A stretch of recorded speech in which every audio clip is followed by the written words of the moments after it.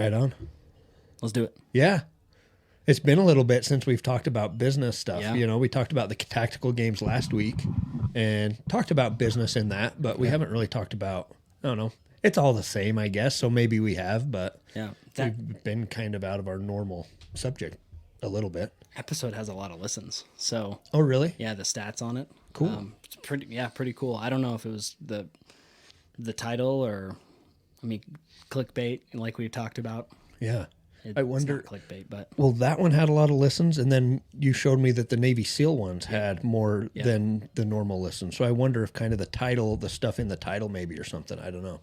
I think I have shared a little bit more on the tactical games one as far as on my social media. I don't know if that's helping or not, but I probably not. gotta It's be. not like No, I have a lot of social media followers. Well, what's cool about it, though, this is kind of like on Instagram. You don't want to get someone that has 1 million followers because they're going to cost a lot as an influencer for a business. They're going to cost a lot of money and they'll get you some business. You want to focus on people that have like 15 to 25,000 followers and, add value to them. So sponsor them, give them money, give them a product, something like that. But their followers are way more like avid followers Yeah. than those who have millions of people on there. They're just kind of passive and like, I mean, what's Kim Kardashian up to today? Or what's the bikini pic or whatever, like they ain't there to buy her makeup, you know, probably. Yeah, but specialized Nancy, you're there because it's specialized Nancy. And so then when Nancy says what to do, you want to do it. Yeah. Well, and I think that's perfect. What we've talked about with Cash Calf is you don't need a ton of people in order to start a successful business. You just need a niche group of people that appreciate your product and your movement or whatever it is that you're doing and engage with them. Yeah. And that's where fulfillment comes from because you're talking to like-minded people anyway. Yeah. Yeah, the like-minded. And then you're just not trying to hit the globe. There's the niche market's the place to be. Yeah. As far as fulfillment and getting your product out there, finding an influencer, doing whatever it is, just a small group of people. And you can get real. Let's just pull an example out and get really, really niche. So say construction, framing. Mm-hmm. Now start moving down. Framing, or even, framing, well, like greenhouses. Yes. Yep. Then So- high-end so greenhouses they- in Jackson. Yeah. Yeah. With old barnwood. Yes. Yeah, you start You to know get what I there. mean? You do one of those projects for somebody. Mm-hmm. Someone's going to go, man, that looks really good. Oh, well, you know what? Actually, here's a real life example. Kira's uncle, so my wife's uncle, her aunt's husband, he's a welder. He's really good. So he did our railing, and he's going to do some more. And he told Kira just today, actually, he's like, I love doing railings. I actually want to just do railings. So welded metal residential railings. Mm-hmm. It's niche, but he did ours, and people are like, that's great. Can I get his number? Who did that? Yeah. We're talking in Southeast Idaho. Now move that to New York. Yeah. Well, then there's Or probably... he can build them here and ship them there. Very like true. you just, and you start putting that work up on social media and people see it, like the sky's the limit. Yeah. I love following woodworking and metalworking things Yeah. on Instagram. And like YouTube, you see those YouTube videos where they take like an old stump and like put it on the So cool. lathe thing or whatever and make a dish out of it or something. And Yeah. like I would make that chisel like come off and hit me in the eye or Yeah. something like that and it'd kill Yep. me. But those guys do an awesome job of it. Well, and then those vases are vases. Those vases are sold for $10,000. The tables like this that they've done the epoxy work in. Yeah. You're talking like a 6x8 table. They're like $10,000-$12,000. But then you look at the work and you're like, that's incredible. And there's a lot of product that goes into it. A lot of epoxy and stuff like that. But Well, and all those guys are self-taught. yeah, Or they kind of had a background in a skill and then they just figure it out, Like Yeah. we've talked about Mike on here that does Cerakote. He does a very high quality job. so cool. And I asked him like, where did you go to learn that stuff? Oh, I just taught myself, just playing around, in the shop. the epoxy guys and everything else, same thing. Guaranteed, they just taught themselves. I mean, you ain't gonna go to school for that. Yeah. I mean, where do you even go? Yeah, yeah. So it's cool. Make your own trade school. Yeah, Be your own trade school. for real. YouTube. And that kind of, goes into my tangent today is on value. So I had a couple of experiences the last week, actually this morning, that, and not that it's an isolated incident, like it's something that, so I have a property development company. We've got a subdivision we've developed. It's kind of still in the process, but so we've had lots for sale and most of them have sold and we've got a few left or whatever. But like today, and this isn't just, like I said, not isolated. It's gone on for the last 6 months as we've been going through this, but you always get comments of people that are like, I can't believe that a chunk of land is selling for that, or whatever, which was the kind of the comment today, which I don't care. Like, it's great. Actually, the negative post actually gets my sales post, more traction. So it's like, bring on the hate. I love it because it keeps showing up in people's newsfeed, It's awesome.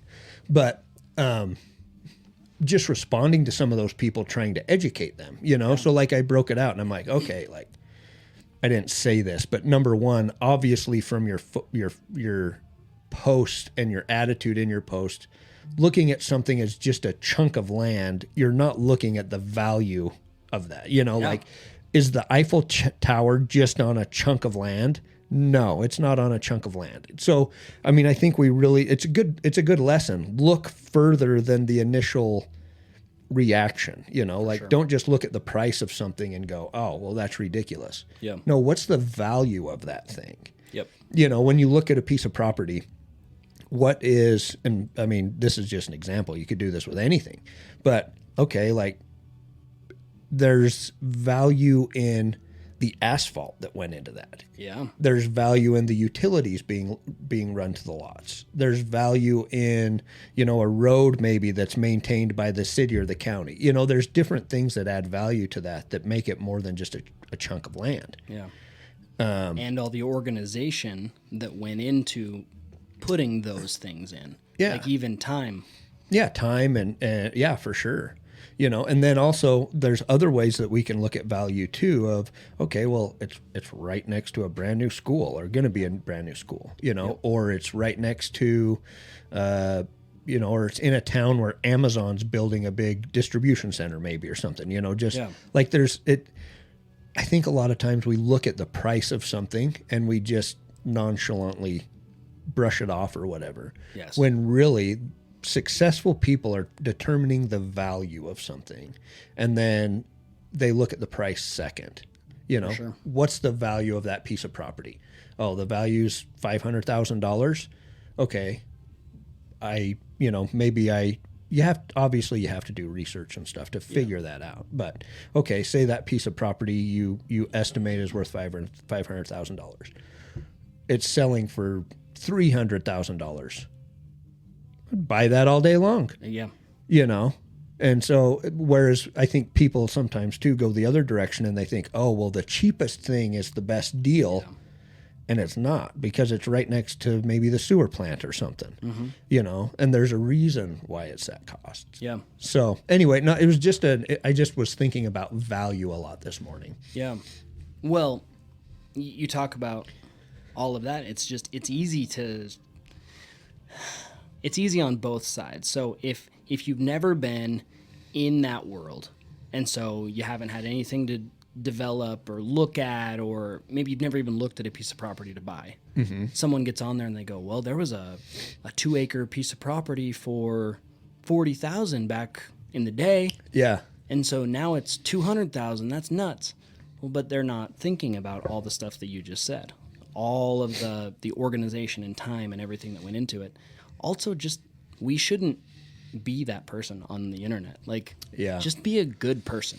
Like, why is it that cost? And I know there's something to learn there. Yeah. Instead of going, oh, that's bullcrap that property's worth that much.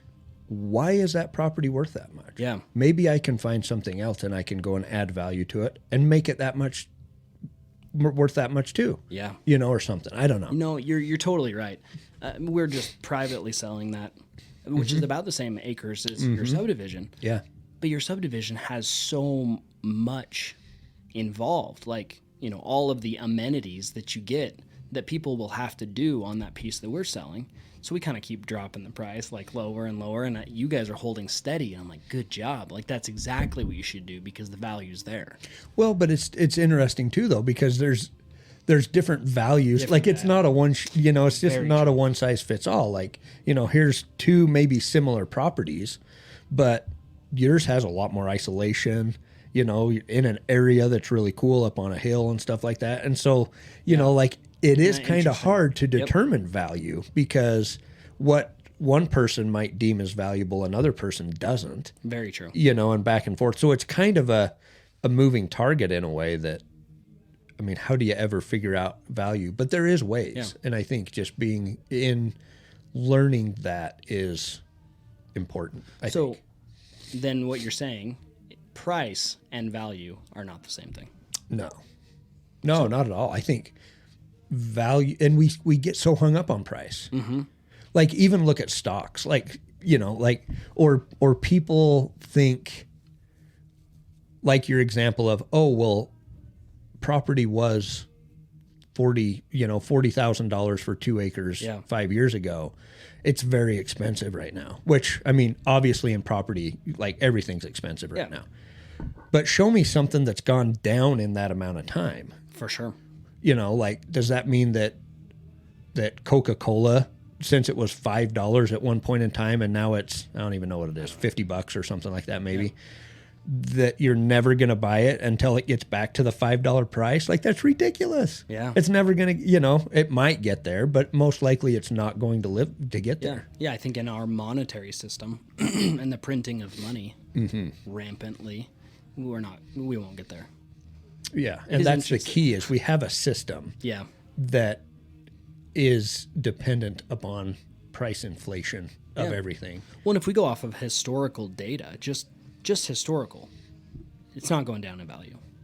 Yeah. Like, real estate right now, it might dip, but hold it for another 10 years. Right. It's not going down. Exactly.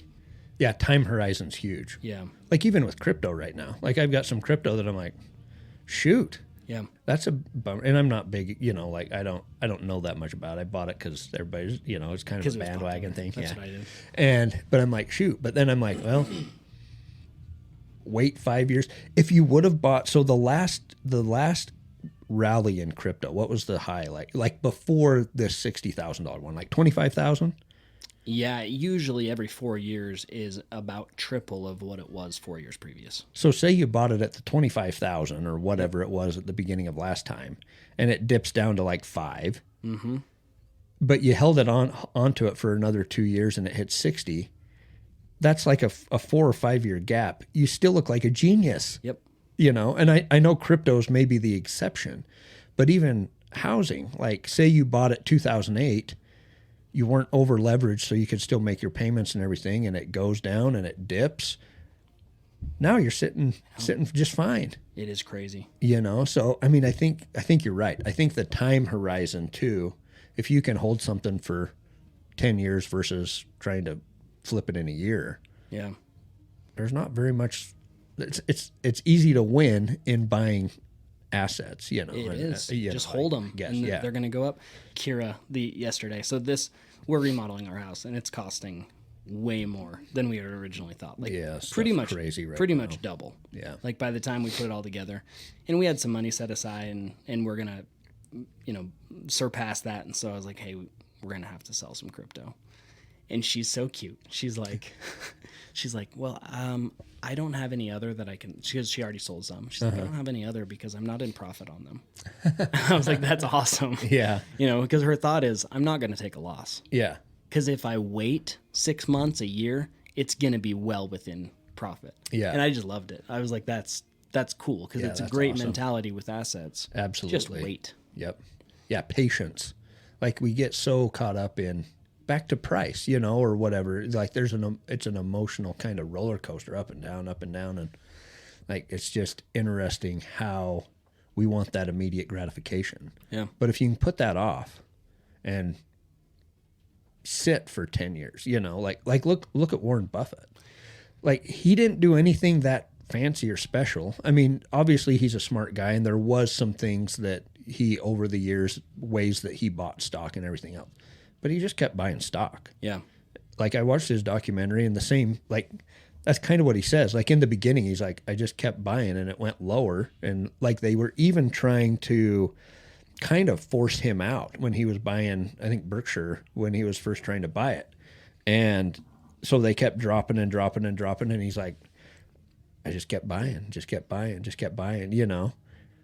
And you do that over a long, you know, he's done that for what, 60 years or more? He's old.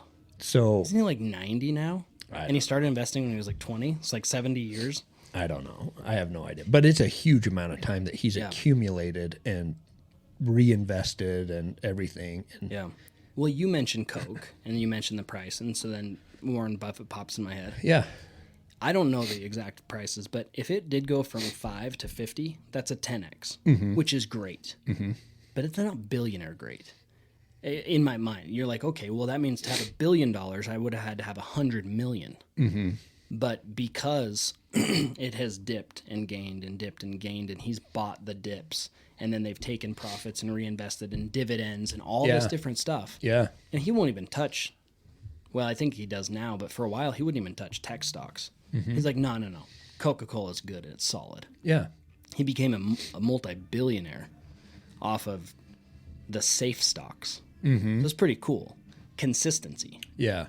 Well, and you think about it too, say it does grow over time, those dividends grow. Yeah. And so say your cost basis is $5, you know, you paid $5 for a Coke stock, and you can afford to hold on to it for 20 years. And over that 20 years, they're raising their dividends. And so, you know, like maybe Coke dividend right now is $1. Yeah. And you think, oh, well, I get $1 in dividends for buying a a $50 stock today. It doesn't look that great, but his cost basis is $5. Yep. So just holding that and getting the dividend, it's like a 20% return a year. And I don't know if those are the exact numbers, but just as an example, the power of that, you know. Yeah. Well, McDonald's right now with the whole like Russia and Ukraine thing, their stock has dipped. Is McDonald's really going to go out of business? No. No. Yeah. So we should be buying McDonald's stock. Did you know they're continuing to pay employees? Oh, really? Like in Russia? Really? I actually thought it was pretty cool. Like, there's not a lot of good that I have to say about McDonald's. Yeah. That's pretty cool, though. Yeah, it is.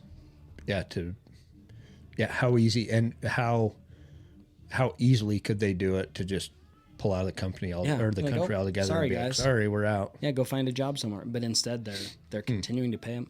It ends up being some estimate of $34 million or something like that.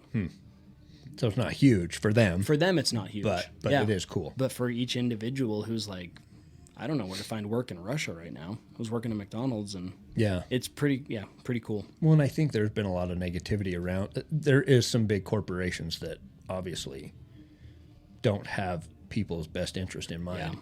But and a lot of negativity around that for a lot of years. But there really is some companies that have done some cool things. Yeah. You know, like you look at some of the stuff that Elon Musk has done and things like that. Like, it's just cool to see that companies Yeah. do want to do good by their employees, I think, for the most part. I agree. I think the human is basically good. You know, if you were to just pull a human from the street, they're probably good. Just sometimes when we group up and elect the crappy ones, I don't know. It's almost like the poo rises or whatever. I don't know. It's crazy. Well, it is. Government's the problem. Yeah. I mean, and we didn't really it's funny because we're all over the place on this podcast. Yeah. But I mean, that's it. Have you seen I saw it somewhere, but you know the band Disturbed? Like, was popular when I was in high school, probably you too. But but they had what's that song called? I just heard it over the last week and watched their music video. Like, it's totally like it's a cartoon, but it shows like jets flying and war. Like, basically the message is like, we let governments get away with starting wars and stuff, and we need to, not let them do that. And it was like 15 years ago. Yeah. And I'm like, holy cow, that could totally be like, you see that kind of stuff on the news right now, like it's crazy. It's interesting, some of the foresight, that once you start digging into some of this stuff, it's like the information's all around us and people know it. It's just once you start looking for it, then you can actually see it, But It is crazy. Yeah, like you said, the foresight. System of a Down was also big in high school. They had BYOB, Bring Your Own Bombs. Oh, yeah. Like that, as far as songs go, and, all against big government and the establishment. It's kind of funny because at this point, a lot of those popular bands are like, that government that we sung about? Well, we fully support them now, and yeah. please do whatever they tell you to do. Yeah, they're all backpedaling now. It's really interesting, which it could be, me, and I know you. It's easy to get off into the weeds of this stuff. But I like what you were saying about value, and I think as far as the subdivision goes, that's a great example. But really, that moves into every single part of our entire life ends up being value creation. For sure. Whether it's a spouse, whether it's kids, whether it's a job, like you're creating and shifting value, and it's just what it is. Like relationship with kids. If I'm not adding value to them, then I'm going to be known as like the kind of crappy dad. Like, yeah, my dad wasn't around. We didn't do much. We didn't this, we didn't that. Well, it's because I'm not there adding value. In a marriage, if I'm not consistently trying to add value to our marriage, what's going to happen? Well, the spark's going to fizzle. Mm-hmm. Like, it's all about value creation. Yeah. You walked in and you're like, hey, does that alpha brain work? Well, yeah. I might hope Joe Rogan doesn't listen to this. I might not ever order it again. I didn't really feel much. Yeah. Yeah. Nothing against them. For other people, it might work great. Maybe it's placebo. I don't know. Yeah. But well, and back to the thing that everybody values things differently. Yes. Back to the two pieces of property. Like, different people are going to value those maybe. Same with, other products. Different people value them differently, just depending on experience and that kind of stuff. Yeah. Well, and a good lesson there, I think, is to be open to things and the differences in value. That one guy hops on, oh, that's a ridiculous price. Well, but he might be on an iPhone that cost him $1,300. Yeah. And he's okay with that. Yeah. And that price going up because he understands what the value of an iPhone could be. Or it seems normal. He's always he's looking at it every year or something instead of, I don't know. Yeah. Value price is only an issue. I can't talk today. Price is only an issue in the absence of value. Mm-hmm. I don't know who said that quote, but it's good. Price really is only an issue in the absence of value. I'll buy anything if the value is there. But to me, a yacht that's worth $1 billion, it's actually not really valuable to me right now. Mm-hmm. I would do nothing with a yacht, nor do I have the disposable income to even run a yacht. Yeah. So to me, that $1 billion yacht is valueless. For me, it is valueless. You could just sell it. Yeah, yeah. But as far as personal value... Yep. And then if I sold it and I got the $1 billion, then we would probably be buying real estate and hiring managers for that real estate and, being able to move. Because they have more value to you than having the yacht, for sure. Yep. But for Jeff Bezos, he's able to pay for the captain and the co-captain and the this and that, and he's adding value to all of them. So it is valuable, just very different values. Mm-hmm. Yeah. Yeah. No, value is such a cool thing when you really think about it, because value can be something unique to your, you can create the value that you want to create. Like another example I thought of that I was thinking about yesterday, because I was scraping wallpaper off of a house. We bought a house for a rental property or whatever and fixing it up. And everybody's like, oh, wallpaper. I hate doing wallpaper, or painting. I've had people say that about painting in the past too. Like, oh, you're painting a house today? That sucks. I love it. That's awesome. because there is nothing that's going to add more value to a house than simply throwing a coat of paint on there. Yeah. And the value of my investment just went up. Yeah. Like, it's the easiest, simplest thing to do. Yeah, it takes a little bit of time and whatever, but you throw on the Cash Calf podcast. Yeah. You listen to it while you're doing it. Yeah. And off you go, and you increase, like, there's value where other people don't want to do those things. Yeah. You know, so And it's if you just cool. enjoy it, so that's actually one thing I love about podcasts and audiobooks is when I'm doing something that maybe I don't completely enjoy. I don't really enjoy driving even. You know, if I have to go to the next town over or whatever, I'm not a huge fan until I use it as a learning opportunity. It's like, well, I can listen to a podcast, and all of a sudden I drove 30 miles and I learned something. Yeah. Like, it's kind of cool. And to me, there's so much value in these $15 audiobooks. But to someone else, they're like, I don't like nonfiction. I mean, honestly, this painting is probably more valuable to me than Elon Musk. You know, if he saw that, he might not care. Mm-hmm. Well, Greg Overton built so much value in my mind that then when I won it, I was like, I'm the luckiest man on the planet. Yeah. Like, that's amazing. My wife might look at it and be like, that's a little creepy. I don't want that up in our house. But to me, it's like the coolest thing ever. You have a story behind it too. There's a lot of value. But yeah, I mean, Joe Rogan has the original. Like, you have to be Yeah. like that. Like, to there me you is go. way cool. Like, Yeah. in some weird little way, I'm connected to Joe Rogan. He'll never know my name, but that's value. And Greg Overton created that value. He's a painter, but he's not just a painter. He's an artist, but not just an artist. Like, he creates these stories and he markets them, and it's cool. Yeah. And that value creation is how we do everything. He's now creating value for people in the form of art or NFTs. I mean, that's something I've never wrapped my head around NFTs because it's weird.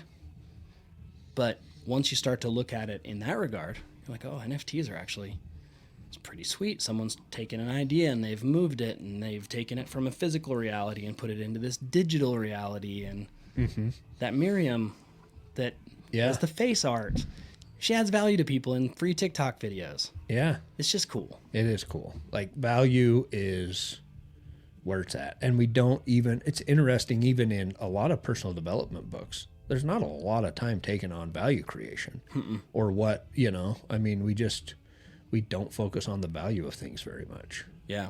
I actually can't think of a book about value creation except for Garrett Gunderson and Killing Sacred Cows. Oh, yeah. Other than that, I mean, I'm sure there are. I just can't really think of one.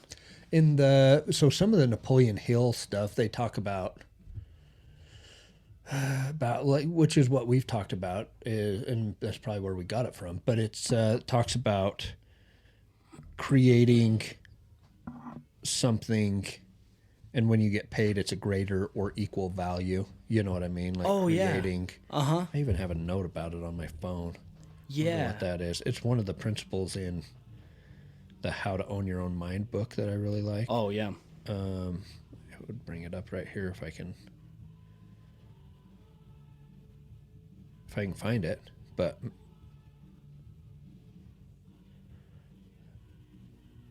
right there.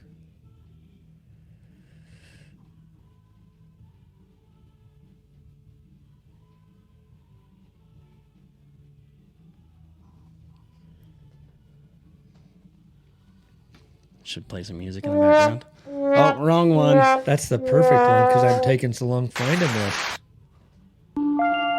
Oh, yeah. Anyway, I don't know exactly what the quote is, but it talks about that where, like, you're not just creating value to, you're creating more value than you're getting paid for in return or whatever. Yeah, it is. I know exactly. I don't obviously know exactly or else I would say it, but I know what quote you're talking about. And it is. You're just, and we talk about it. It's whether it's the knowledge or it's the skill or it's the mindset or it's something that you're just able to take that value, which is subjective, and put it out into a subjective world. And, we were talking before we hit record about a coaching company that charges $25,000 to hire them as a coach. And that's a lot of money, $25,000. But people that are willing to spend that are also putting themselves out there so much that that value is there, because then they feel obligated maybe to go out and remake that money. Well, then, For sure. then they teach you how to do that. So all of a sudden they're adding value to you. You're going out to the world, you're teaching, or you've learned how to go add more value. And then all of a sudden that 25,000 is made up and you're surpassing it. And you're like, hey, that 25,000 sure was worth it. It might have even lit more of a fire because it was more money Yes. than you thought maybe, you know? Yep. No, I agree. Some skin in the game is always important. You know, we talked about a couple episodes ago about kind of stating your goals. Maybe not all of them, like those sacred goals you can kind of keep a little closer, but you know, you tell someone your goals, you kind of have to work towards them. Yeah. And that's not like People a ask you financial about thing. them. Yeah. Yeah. Why haven't you posted on Instagram? That's what, well, and I think I even said that I need to do better at that, but I haven't. So No, you did. I need to. Well, I did you- post. yeah. I did post. was a But good I need post, to yeah. do better about putting those goals out there, you know, and doing that, because then it does light that fire a little bit. What do you think about, since we're just kind of all over today? Yeah. What do you think about, sometimes I worry about stating goals because I don't want people to think I'm boasting in any way. You know, it's like, you know, hey, I want a new dirt bike. Like, my goal is a new dirt bike. But there are people out there that are like, I just want to pay my bills. You know what I mean? Yeah. Like, That what do is you think hard. about that? I don't know. It's hard because no matter what we post, there's negative people on social Yeah. media. You know what I mean? And so that's hard to, but I think there's a lot of value in tuning those people out, Yeah. because I get a lot of motivation from the people that I know that are cheering me on. You know, and so I remember I was just recently listening to a Jordan Peterson podcast, and he was interviewing the guy that was the writer for Braveheart, and I guess he was also the writer for Secretariat, Oh, and like has some really incredible movies, you know, that he's produced or written or whatever. And when Secretariat was getting ready to come out, he was talking to his mom on the phone, and she's like, "Well, how you doing?" You know, and he's like, "Well, I'm pretty nervous, you know. I don't know how this is going to go, and nervous about this movie coming out." And she said, "Well, if they crucified Jesus Christ, then there's probably some people that aren't going to like you, and that's okay." You know, and so I thought that was really good. Is like, there's going to be haters no matter what, yeah. and we're not here to brag or boast or anything, but we are here to do better and inspire other people to do better. Yeah. And so Yeah. I think it's fine, but there is a mind game there. I even like the post today, you know, like that overhead carry or whatever, you know, Yeah. 100 pounds or whatever. And I'm like, I don't want people to think that I'm boasting about that. Yeah. But if I can help somebody be like, oh, like, because it was in a competition format, and it, like, I came away from that being like, that was a lot of fun. Like, Yeah. competing with myself to do better. And I want to go to the next one and do better than I did this time. Yeah. Like, there's something that kind of lights a fire in us doing that kind of stuff. And so I struggled today because I wasn't coming at it from a Yeah. boastful stance, but a stance of, hey, go out and sign up for a race or something. Yeah. And push yourself to compete a little bit, you know? Yeah. Like, that was, but When it I- is hard when I because we saw don't that- know how people are going to look at stuff. For sure. And maybe if they think of stuff, they don't usually say it. So, you know, maybe they just think it. And I'm overthinking what they're thinking. But yeah, that post that I saw today of yours, like, I didn't think in any way that it was a good picture. That's cool. Well, yeah, it was a good picture. It was either your dad or Trent took it, and Yeah. your wife edited it, and it turned out really good. That's cool. They sent out other pictures today. That's what Matt said. He texted me and was like, "Hey, there's other pictures out. Did you get a picture deal?" And I didn't, but must There are pictures. They of you must in have taken pictures anyway. So there. Yeah. But that's cool. value is really what Cash Calf is all about. Mm-hmm. Like, we would not tell someone to go out and sell an overpriced spatula unless somehow that spatula is adding value and it can be overpriced. Like, obviously, if people are buying that overpriced spatula, there is value there. So Yep. we're not even saying to don't sell an overpriced spatula. There just happens to be some value there that makes me think that it's overpriced. Mm-hmm. So the whole Cash Calf philosophy is add value off on the side, side hustle, side business, start to grow it and grow that value, help other people, and then let it grow into what it can become, which might be everything, and it might be just a little bit. Yeah. But the world needs people that are willing to do that. For sure. It takes, you think about creating value, and it takes something where there was nothing there before, and it creates something out of it. Yeah. Like if you're fixing up an old car, like I've got a couple of Facebook pages that I watch that are the old pickup pages and stuff like that. Like, I really want someday to have an old square body Chevy. Yeah. Like the first pickup that I drove to school was an old beat up farm truck, square body Chevy. I can't even remember what year it was, but just fun, Yeah. So I've always wanted one of those. So I'm in a couple of those groups, and there's guys taking old junk cars and redoing them. Well, there was no value there before, or very little value. Yep. But they used their talent and their knowledge and their skill and put together and made an incredible pickup. Yeah. There was nothing there before. Like, they created value from nothing by doing that. Yes. And it's subjective value because now that they've built it, someone's willing to pay for it. But they weren't willing to pay the lesser price for the lesser vehicle. Yes. An old rusted out International or something. They're like, it's a rusted out International. That's terrible. Then it gets restored and they're like, I'll spend $1 million. That's incredible. That. Yeah. And there was no value there before, or very little. Yeah. So Yeah. it magnifies, like it actually magnifies our economy. It magnifies people's lifestyles. Like, value is such a good thing that we need more of. I think it's partly because we have a very, in a good way, I have to preface it in a good way, we have a capitalistic mentality. And the reason why I say in a good way is because true capitalism is a free market. And if there's something in the free market that people don't want, meaning I'm not adding value, I go out of business. Yeah. And I don't want to go out of business, so now I'm figuring out ways to add value. And poo does rise. So, if you're a crappy businessman trying to screw people over, it'll surface, and those who have not done that and they've only added value, they'll just continue to rise. The cream rises. Maybe it's not the poo. Yeah, there you go. Cream rises. It does come out though, like you're saying. Like it does, the bad stuff does come out. Yeah. So, but it is, and I think we have a skewed sense of what true capitalism is. For sure. Because we don't have true capitalism in our country, and we haven't for a long time. It's crony capitalism. Yeah. Which means that wasn't it even Mussolini said that when governments and corporations become connected, then that's fascism? Interesting. I don't know. I don't quote me on that, but I think I've seen that places. But it's kind of what we have. Yeah.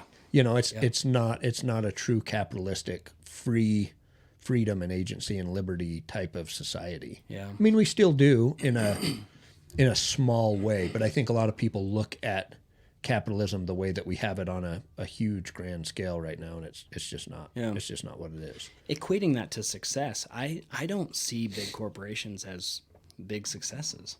I see the guy who's running a side hustle that makes him really excited about life, like that's success. Mm-hmm. Like Jeff Bezos, it's cool. What a great story. And good for him.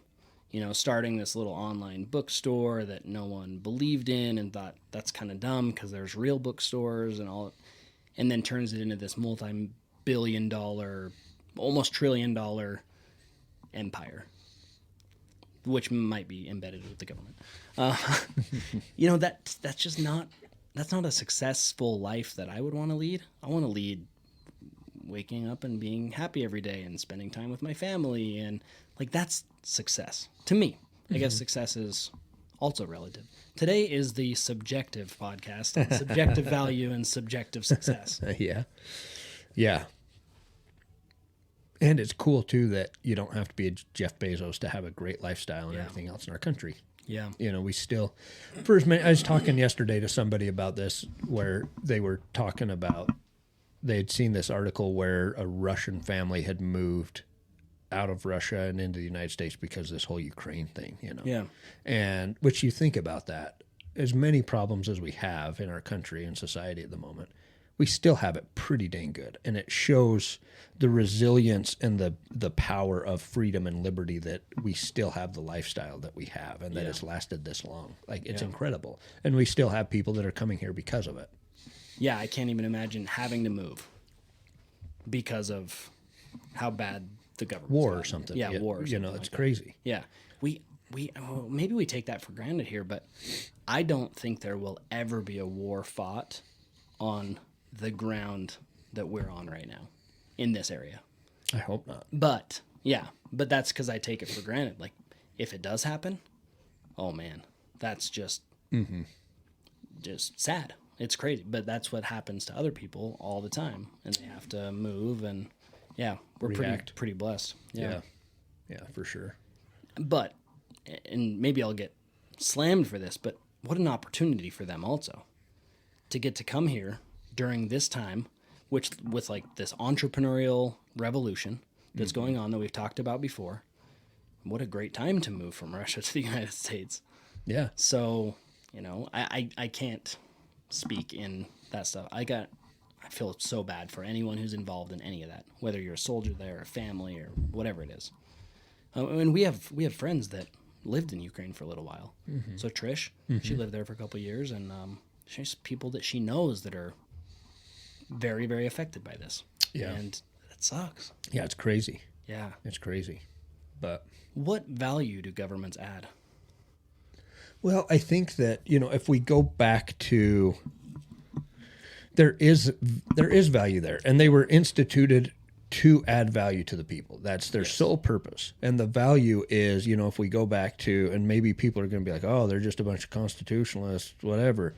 Yeah, I mean, I am, you know, but you go back to the founding of our country and that document, basically what the value of the government that they wrote in that was to defend the rights of the people so they were able to live free, prosperous lives. Yeah. And that was the value that they were to create. So, you know, a common defense, you know, so that people were safe, and, you know, and basically that's like a good money system. Yep. You know, a proper money system.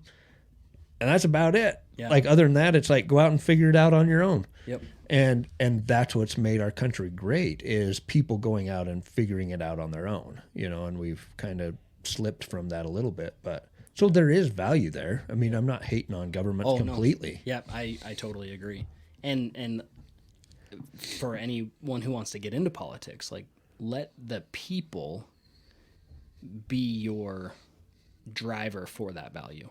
You know, as soon as a public office, a public official starts thinking, okay, what's in this for me? You know, oh, well, I thought we were all about value creation here. You know, get in and protect the rights of people. That's what creates the value. The Constitution's a pretty good document. It's pretty good. I would recommend people to read it. Yeah. Yeah. And think of sure. the value that the founding fathers, you know, what they gave. It was just a life, but it was George Washington's life. You know, like, that's Benjamin Franklin, like, and what they gave up for it, which is pretty cool. Yeah. That's very off the subject from what I thought we'd be. Yeah, but it's all, you know, we talk about this all the time. It's all interrelated. Yeah. You know, everything in life is kind of work, you know? So here we are, we're talking about business and and work and that kind of stuff. Well, educating ourselves is work. It's a way that we progress, building value to people and getting compensated for that to provide for our families. That's work. Yeah. Being physically fit and having, fitness, that's work. Working on our relationships. Like it's all the same thing to me. It's all connected. And how you do anything is how you do everything. So you start working in those one areas and other areas become better as well. Yes. Yeah, for sure. I've been listening to this Zen Buddhist philosophy book.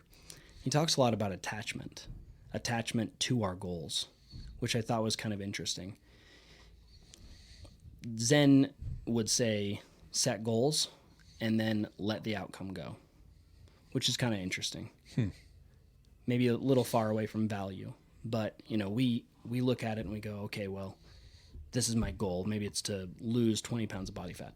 Like, that's my goal. I've got to do that. And I'm so hooked on that's going to happen. When what we really should be doing to find happiness and fulfillment is say, I'd like to be very healthy. And that might be that I lose 20 pounds of body fat, but I'm going to let that part go. I want to be healthy because I know there's value there. And then you just go. I don't know. It's and Zen. You just focus on that. Focus on that. And then that other stuff can happen, but it might not be the exact outcome. You hear about that people in business all the time. They'll get into a business and then it just flows them to a different place. And they're like, I'm exactly where I need to be. Yeah. How do we know? That is an interesting point. How do we know when we start something that's actually where? Like, whenever I've started anything, I never end up where I thought I would. No. It's completely different.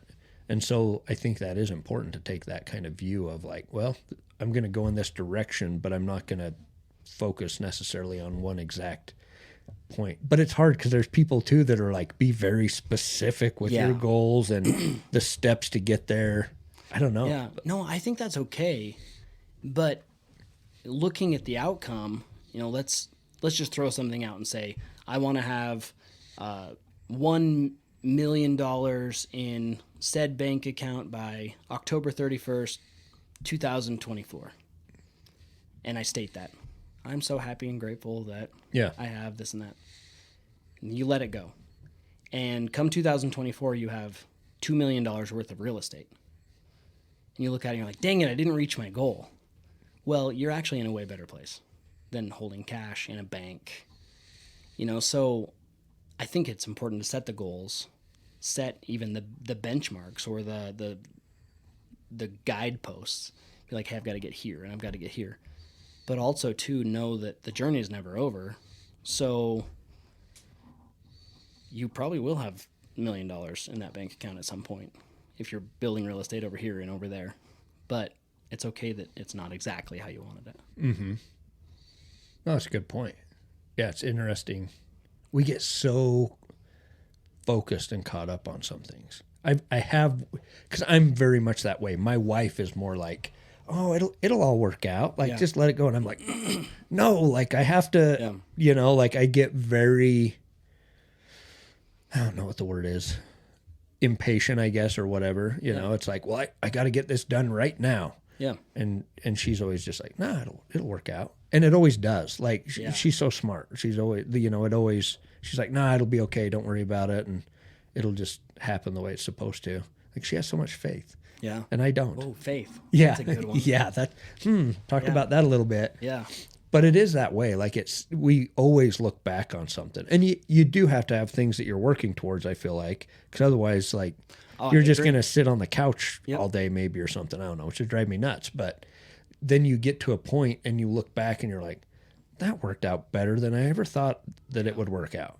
Like, I couldn't have even seen that happening. It's so weird. And it's all stages. It's not like we set a goal and then we reach it and we're done. No, before you hit that goal that you might hit or probably are going to hit, you're setting more. Mm-hmm. So you're never going to land right where you want to. I don't even think that they knew exactly where to land the moon rover. They're like, oh, just get it close. Dude, that didn't even happen. That's true. I think the more we learn about that, we kind of know. Of course they didn't know where to land it. But Have you heard that clip of Matthew McConaughey where they ask like who his hero is or whatever, and he's like, me in 10 years. Oh, that's cool. And so he's like always chasing that, like gets to a point and like, okay, well, who's your hero now? Me in 10 years. You know, like it's kind of like, which is kind of tyrannical in a way, you know, you're like, you don't allow yourself maybe to like, hey, good, I made it. It's like, nope, you got to go a little bit further, you know, you got the donut on the string out in front of you, but it's kind of cool though. Like Yeah. never settling and just continually moving forward. Cause what else are you going to do anyway? Yeah. Well, I think the key to all of that too would be to enjoy the journey where you're at as well, which I've had a problem with in the past. It's like, well, hey, I want to get there. So I can't, I sacrifice some things so that I can get to another place. And it's like, well, actually, if I take a day and just enjoy where I'm at, is that really going to set me back? Or is that actually going to set me forward? That's probably going to put me in a better place to reach that goal than to try to suppress it. Yeah. I like that. I've wondered that with like hobbies or whatever. Like I have a hard time taking time to go do hobbies sometimes. Yeah. But I've kind of come to that conclusion, like, you know, like the tactical games, Yeah. like, okay, you know, like really it's like, oh, I got all this stuff going on this weekend and whatever and whatever. And in the past, I would probably let that get to the point where I wouldn't sign up for stuff or go do stuff. But when you go do it, it's like, okay, I networked with awesome people. Yep. You know, how much better is even my business life, even though it wasn't a business thing, or how much, you know, it was fulfilling, number one, to go and do something like that. Yeah. But you also are networking. Like you never know how meeting one person could change the whole trajectory of your life for the better. Yes. And so I think a lot of that stuff's important. There's a book. I just listened to it. I want to listen again. I actually listened to it like 1.5 speed because I really liked it. And so I wanted to just kind of get it over with. I'll do that sometimes. I'll listen to a book really fast. Mm-hmm. I get the whole overview so I know what's coming. And then I'll go back and listen to it again but at a slower speed. I might listen to it at 1.5 speed again and like get through it again because it's called Who, Not How. And everything you just said right there, it kind of is summed up in the book. And it's who, it almost sounds bad saying it like this, but who can help us? And knowing that in who can help me, it's actually helping them. So the guy who wrote the book is not the guy who came up with Who, Not How. What happened is he was at a seminar and essentially they got together and he was like, yeah, I'd love to write a book on this stuff sometime. And that guy's like, I'm a ghostwriter. I'm a writer. I will write this book for you. He's like, perfect, because taking time to write something is that's not my forte. Yeah. I'm here for something else. Yeah. Well, this guy's goal is reached. This guy's goal is reached. They're working together and they reached way more people than either of them could have done together. So who, not how. Like me messing around with a printer for 2 hours yesterday. Well, really, I should have just had a printer person come and do it. They would have been getting value because I'd pay them to do it, and then I would have 2 hours of my life back, or 2 hours that I could have been working on something really valuable. Yeah. Yeah, it's relationships are important. Yeah. Way important. It's cool. So, yeah, it's hard to let go of some of that stuff sometimes too. You know what I mean? Well, we have a lot of solid foundational beliefs that, we've had for 30-something years. So it's tough I'm sure we do it with more than we know. We'll just have these ingrained thoughts and it's how we are. And then all of a sudden we do something a little bit different. We're like, oh, I've been missing out on this my whole life because I just thought differently or believed differently. It's like, oh, I can fix it myself. Yeah. Instead of, which is fine. Totally fine. But, is there another side to that of let somebody else fix it and you go do what you're really good at? Yeah. I mean, it is interesting. Yeah. A good friend actually said today, he's like, why aren't you doing more on your house yourself? Because our framer fell through, so I was doing that, and I was complaining and shouldn't have been about just the cost of building materials and labor and how everything's gone up. He's like, why don't you do more on your own? I was like, that sounds That sounds horrible. Yeah. Like right now, I don't want to do anything extra because I have what I feel is value going already. So if I take myself out of that to go work on something, it'd be better served by somebody else doing that for me. Well, there's some things I kind of like to do. It's like tile. I'll do the tile. And then it means something. And you get enjoyment out of that. Yeah, so it's all good. I framed it out of necessity, but then once I did it, it was kind of like, oh, well, that's cool. Like now I can say I built my house. It's just interesting. It all comes together. It's all intertwined, and it's all about value. It is everything. Everything. We could just do one episode and just keep posting it on value creation. Yeah. And that's it. Yeah. So what are kind of the takeaways? Like we've covered a lot on value. Yeah. I think kind of the first one is look at the value of something and not the price of it necessarily. Separate those two things because they are separate. And so look at figure out and become an expert in something where you can determine the value of things and then compare the price against that. Like, that's super valuable because then you can know when, if you're going to flip something maybe or just there's tons of ways. If you can separate value from price and make good decisions, then things it's are good. It is good. You can make some money or whatever it is that you're trying to do. Yep. So I think that's one takeaway. Yeah.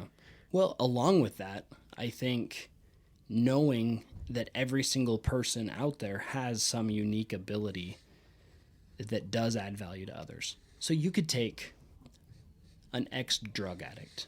You could say, let's just say that they say, oh, I don't have anything. Well, are you addicted to methamphetamine now? No. You don't. So you haven't had meth in how long? 5 years. Do you have a job? No. Do you have any skills? No. You do. You stopped methamphetamine use, and you can help somebody. I mean, that's a very out there, but everybody There's people that has do something. that. Yes. There's people that do that on social media all the time. Yeah. They're able to connect with people in a different way than they could. Yeah. Yeah. There are many companies out there that we would tell people, like, hey, go listen to them. Go listen to their podcast, buy their books, buy their that. We resonate different with some people. Some people will listen to a podcast and they'll go, man, I got so much out of that. You're like, well, that's cool. I'm glad that you got so much out of that. The same information is available in your local Barnes & Noble. You can get it in the book. But it comes out different. We say it in a different way. It's cool. Our experiences are different or whatever. Yeah. So just separate price and value. And I think that one would be everybody has value to add. Everybody has value. Yeah. Like there's something that you can do to add value to the world. Yeah. I Yeah. totally agree. And people need to explore that. What is it that makes them tick and makes them passionate and makes them actually want to go out and you don't have to share it. You don't have to be the person that goes out and shares what you know. It might be that you're really good at building doors. That's the value that you add. Dude, there's some cool front doors that are like custom, and it's incredible what those things sell for. Yeah. Like, it is cool. It is. Because there's so much. There is. People could go make money doing anything, and there's some type of value transfer that happens. What do we buy that's not valuable? Nothing. I don't buy anything that doesn't have value to me, or else I wouldn't buy it. Exactly. Yeah. And you'll hear people that like, oh, that's overpriced, like what you were talking about earlier. Well, not to someone. You've sold a few lots, or you sold a lot of lots. Yeah. It's obviously the value to value's somebody. there. Yeah. Yeah. It's cool. So, yeah. So find your value. Find that it's a I like it. hashtag find your value, Yeah, I like it. because I think that's it everyone's got it. for sure. Sweet. Well, that's That's good. That's a Yeah. good ending. We could end love it. actually exactly on the 1 hour mark if we go for another 50 seconds. 50 seconds. I'm trying to think. What could we talk about for 50 seconds? We could die. If I bring anything up, then it's like We're going way over. 'cause another now it's hour. 40 seconds. Yeah. We could go another hour though. Yeah. I don't know. But I mean, life's good. Today it was warm Yeah. and I'm in shorts and everything. You're breathing. Yeah, I'm breathing. So I'm way excited for spring here in Idaho. I'm done with the winter. Yeah, I like really really wet springs because it keeps people coming to the gym. Yeah, that's true. Yeah. Looks like it's been pretty full lately. Yeah, Like there's been a lot of cars. Depends on the time of day, but yeah. Time of day is definitely a big one. We have 7 seconds. sweet. Well, find your value. Find your value.